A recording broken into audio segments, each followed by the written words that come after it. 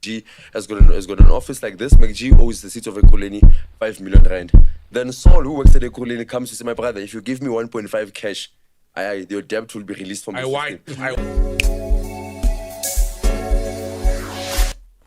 It's a video by Instigator. Okay, Instigator on YouTube. Let's go. This guy's actually the whistleblower. He's the one that went to all these political leaders in Ekurhuleni and said, guys, we're losing money in the city like this. So what happens is that, let's say MacG has got an office like this. MacG owes the City of Ekurhuleni 5 million rand. Then Saul, who works at Ekurhuleni, comes to say, my brother, if you give me 1.5 cash, your debt will be released from the system. I wipe it off. So that guy's the head of IT. He picks it up, say, guys, we're losing money, and this money is now reaching 2 billion from these things of clearing of rates. He goes to the Hawks, opens up cases, criminal cases. Then the politicians then fire him. You know why they fire him? Because now their pockets are going to get dry now. Because that's the money they used to buy T-shirts, that's the money they used to buy KFC for the delegates, understand? So they fire the whistleblower. So I contact the guy, say, my brother, give me this story in full. The guy was elected, say, my brother, this is a matter of life and death. If I speak to the media, I'm going to be expelled. You know, I'm suspended, but if I start talking to the media, I'm going to lose my job. Then I started running with the story without him. Then eventually when it catches fire, then he comes back to me, then he says, my brother, here's all the evidence I have, but it implicates key politicians in the city. Are you willing? I said, my brother, bring it. Understand? So how it now gets tied to Mpho Mafole. When Mpho Mafole dies, the first people in Mpho Mafole's house is the mayor of Ekurhuleni and some of the politicians who say, we know who killed Mpho Mafole. You know? So then you say you know who killed Mpho Mafole, why didn't you go to the police? You understand? So I then pick it up to say, no, there's something wrong. Then the same guy said, no, Mpho Mafole was killed because he was exposing 2 billion. So if you're saying Mpho was exposing 2 billion, the revenue shortfall, you're saying Mpho was killed by this whistleblower guy. You understand? So Mpho was investigating the chemical toilets tender, not the clearing of rates. So the leadership of Ekurhuleni said, no, this guy was investigating the clearing of rates. You understand? Which is a total lie. So what happens is that they take me to court. They won in court for defamation. And all I said is that if someone must be questioned regarding the killings in Ekurhuleni, must be that guy. The mayor. Did News 24 not say the same thing? They said the same thing and they won in court. You know? Just for a tad bit more context. The municipality come out and say, no, there's a 2 billion rand missing in revenue.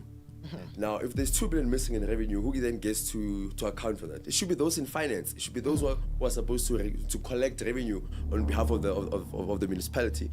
I don't get to see that, no, man, there is no missing 2 billion. There's a revenue shortfall in Ekurhuleni, but it's not 2 billion. And this guy is not responsible for it because he's essentially he's the whistleblower. And I mean, there's affidavits that are there. There's dogheads that are sitting with the Hawks. The junior staff who've come out doing affidavits and legally following the process, opening up criminal cases. But those things are quiet about. Some of us are from Ekurhuleni. I grew up in Ekurhuleni. And we can't allow our city to go down the drain like that. Because these people are going to retire very soon. And we are going to inherit a municipality that is broken. Yes. That is not working, that is dilapidated. And we are going to have to pick up the pieces of something that we didn't break. That was a clip from EFF podcast. And I must say, this brew has balls of steel. Modibe Modiba. Modibe Modiba. Tongue twister. Balls of steel. How do you go? This guy is trying to go against the establishment, bro. Exposing all the rot in parliament. Like say, you have to have some sort of nuts. Different sets of nuts to keep it a stack. Do you have the evidence that they had to back up their claims? I had it. I had the evidence. Well, you provided the same evidence, but there was 2 different judgments. Yeah. So look, I think it happens in the South African judiciary. You know, if Zuma goes to court, he's going to lose. We know that. If Cyril goes to court, he'll win. You know, so I think there's this, our judiciary also needs to. We need to start talking about our judiciary. We shouldn't be scared. Okay, but hold on. But the was News 24 taken to court for the expose of the murder of that? It exposes Karaza. You know, similar to what I did. It exposes Kagaza. Then the Who's second, that? That's the mayor. You're from The mayor. Ekurhuleni, you don't know the mayor of Ekurhuleni. No, man, I'm asking for people who don't know. Oh, okay. Someone is in Cape Town. Someone is in Cape Town and they don't know. Bro. I know, yeah, the dark guy. See, come on, man. Yeah. Handsome guy. No, it's dark. I don't know about handsome, bro.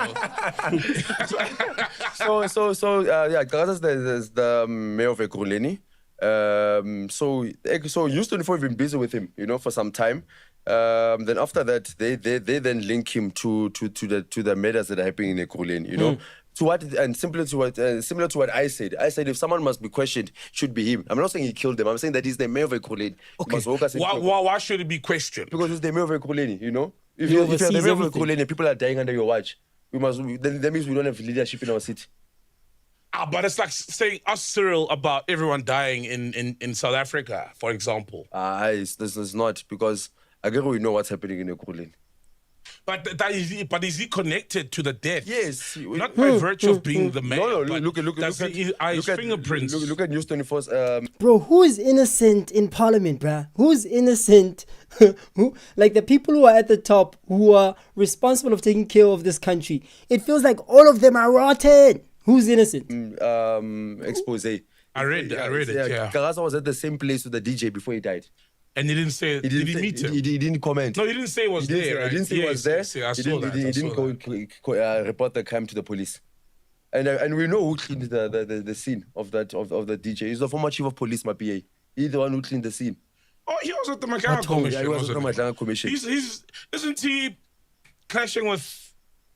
Well, in the MacG Commission, they make it seem like he's clashing with Julius. Yeah, but that's something else. Yeah, I know that they're together. They were together there. But how do you find these things out? How does this guy know everything, bruh? Everything that he's not supposed to know, he happens to know. I'm telling you, man. Yo. MacG's like, yo. They were together there. In that corruption. Look at MacG. Yo, guys, there's a lot. Wait, man. So the chemical toilet tender, it's a tender that was awarded to around 23 companies, and most of them don't even qualify or have the experience to deal with chemical toilets. It's like saying, MacG, come get a tender for chemical toilets. You know something to do with media. You don't know chemical toilets. They give companies that don't have experience, that some are linked to politicians. So Mpho Mafole raises that in his report. He says, guys, this thing, the procurement process was wrong. Some of the companies don't have experience, and there's procurement colluding that we can see. Yeah. He hands the report to the politicians in Ekurhuleni to say, guys, here's my report. This is my findings. The politicians then come to a meeting saying, Mpho, you're going to change this report. Yeah. But then Mpho Mafole says, I'm not going to change this report. I'm not going to have my signature on this report. You guys can do whatever you want. A few days, Mpho gets killed. Yeah. And they must go and question that guy, audit risk, Philip Rachali. He's sitting with 40 reports. He's not doing anything about those reports. 40 reports. He's the chief, he's the head of audit and risk in Ekurhuleni. Sitting with 40 reports, forensic reports. He's not doing anything about it. Until this day, there's no case, but nothing has happened. He's afraid to die. Remember, they sent out a message by killing the one person that if you push these reports into the light, or you report in a certain light, then he must resign. Then he must resign from that position. If they threaten you, say, Saul, don't release this report, resign. And it's Kispansa. Yeah, Kispansa. Yeah, then I'm not then they're giving. You keep saying everyone knows what's happening in Ekurhuleni. What do you mean by that? What is it? Look, I think Ekurhuleni, everybody can see what's happening in Ekurhuleni. I think when I say that, it means Ekurhuleni is no longer the city that we know. Yeah. You know, it's you look at the people, like even ordinary business guys who qualify for tenders, who are from Ekurhuleni, don't get business in Ekurhuleni. You know, you find a company from, I know you're from, where you're from Guyana or somewhere. Fatima.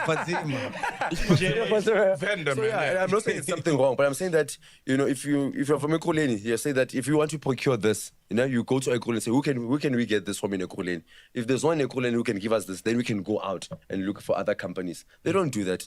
You know, they just call you, Saul, we want this thing, come. Then the tender's yours, just like that. And me the one who makes them. Yeah. They give their friends tenders at the restaurants over the phone. Then they take the documents, they fill in the documents for you. Then they just sign, then they say sign, then they submit for you. That's not corruption. Fight about those things. You must be killed or you are called names, and we can't allow that, you know? We can't. Unfortunately, this is our country. And those guys are getting old. They're going to die very soon. They're going to leave me and you in that mess. How far does the rot start in Ekurhuleni? Ekurhuleni, you. That lady ran Ekurhuleni with an iron fist, my brother. Yeah, that lady. And I think Which lady? I think we must be honest. Look at what's happening now. There are killings in Ekurhuleni. During at times, there were no killings. in Ekurhuleni, where the three Yeah, the city is rotten now. Look at I'll do a stream one day where we just look at how Jozi or Ekurhuleni used to look like 10 years ago. We'll just go on Google and do a couple of Google searches there on Google Maps, and we'll just hop on streets, show you how it looks today compared to how it looked 10 years ago. You'll see that the city is rotten. Not only that, the crime is boost high, okay? I think she was the first one to get 3 consecutive clean audits in Ekurhuleni. You know? Sure. So what was her role? She was the city manager. She was in a ruthless position. She was in a ruthless position. Yeah, okay. She was basically the boss of Ekurhuleni, you know? Dang. There we have it, folks. How do I feel about the current state of Ekurhuleni? I don't know, man. Like Brew already mentioned that these people are going to be retiring very soon, and they're going to leave us, the youth, with the mess. So we're going to have to inherit all the beeswax that's going on there. And it's very unfortunate because not only are we going to inherit all the BS that they leave behind, but we'll also inherit all the corruption, because unfortunately it trickles down all the way from the top down to the grass level departments. And as soon as you enter as a junior in these positions, they train you on how things are done in these jobs. So if you want to pull up there on some, I don't know, General Ntantlam Konazi type tip, they get rid of you quick, fast, in a hurry. You're disturbing the peace. You're disturbing our pockets. Who are you to think that you're Superman and you're going to disturb how things operate here? Which is probably the case with the police system as well. Imagine you pull up there in the police department. You knew at the job. You're an intern, Daso, and you rock up there. The generals are already boost corrupt. They're already doing things how they want to operate. When our feet you want to change the rules as far as how things are done there. What do you think is going to happen to you? You're not going to last very long. You're not going to last. We're used to collecting hundreds of thousands of rents every month from a certain drug lord, and you're going to pull up here and tell us, guys, but we must do something. Do what about it? Get out of here ASAP. Do you want to lose your life? Do you want to lose your job? Comply. So unfortunately, it's very rotten there in these Ekurhuleni offices, and it's a common theme across South Africa. I mean, just look at the state of the country right now. Everything is rotten. There's trash all over the place. Taps are dry. You know what I mean? Electricity is not in anyone's house. You know what I mean? Like, obviously I'm exaggerating, but look at provinces like Eastern Cape. Eastern Cape is still underserviced, and it's an ANC run province. At least that's where ANC gets majority of its votes. We'll see what happens now in the 2026 elections come November or September. I think it's November. We'll see if the Eastern Cape is gonna change the political party that's running their province. But judging from previous years, judging from what happened in 2024, I was shocked to see that Eastern Cape really misses heavy with the ANC. And it's unfortunate because that's where Nelson Mandela is from. That's where Nelson Mandela was born. So that's, his home country. Speaking of which, before I leave you guys, politics. How do you spell politics? Before I leave you guys, okay, I just want to show you guys something quickly. Here it is. It's not funny. Eastern Cape, you disgusting. Jesus, did you see? And Limpopo.